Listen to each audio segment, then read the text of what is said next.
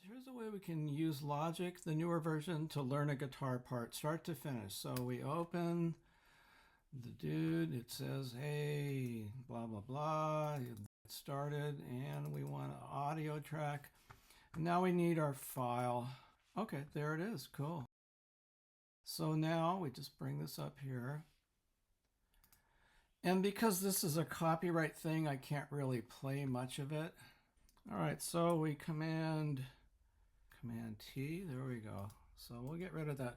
So we're just chunking it up right now because of the copyright. Gotta be highlighted, Command T, get rid of that. All right, so here's our deal. So I made this little snippet because we don't want to, it's a copyright song. I could make a song, but anyway, so here we go. The first thing we notice is the part we want, the guitar, is on the right speaker. So for now, what we want to do is right click and go convert to new audio files. So we go here, we've renamed our file. We're basically going to left and right this out because our guitar part's on the right. That's what we want. And now we have interleave to split. And on the desktop, replace. Now we come here. And here's our file, split left, one, split right. Now this is goofy, so we're going to hit enter, or return rather. And we want to get rid of this. So it just says right. And we want to get rid of that period too. And in fact, just for thoroughness, there it is, split right. Now we should have a mono track. This is kind of, if you ask me, a snafu in this whole thing. And there it is. And it's a mono track, stereo mono. This is just the guitar side. Okay, so get rid of that. And now we have what we wanted. So now we're back to the beginning. And we can Command U. So there's step one done. Okay, so here we are. We've got our mono track. You don't have to have a mono track for this. It's just that we benefit from that in this case because the guitar part we want to learn was only on the right track. So in theory, this should be easier. So I think we have to highlight this and we come down to stem splitter. And we click Aroo, and I just leave it all like that.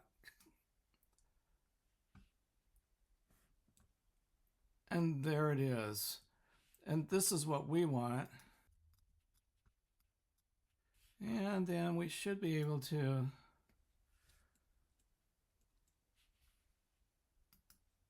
now we have it all back. Now we just have the isolated track. And I've made a loop around it. Now the next thing is to come up here and go to Customize Control Bar and Display. And you want Varispeed. So if we want to come down here to like -30.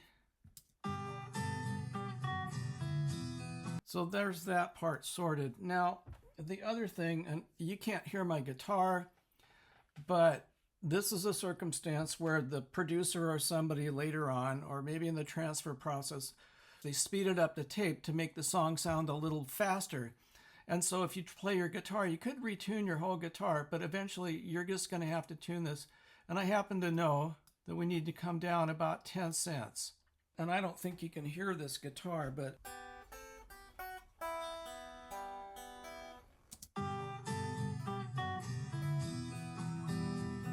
so you can pick it out that way. And that's basically the whole of it right there. And then it's just hour after hour after hour of going through this loop and finding out exactly what notes we're playing.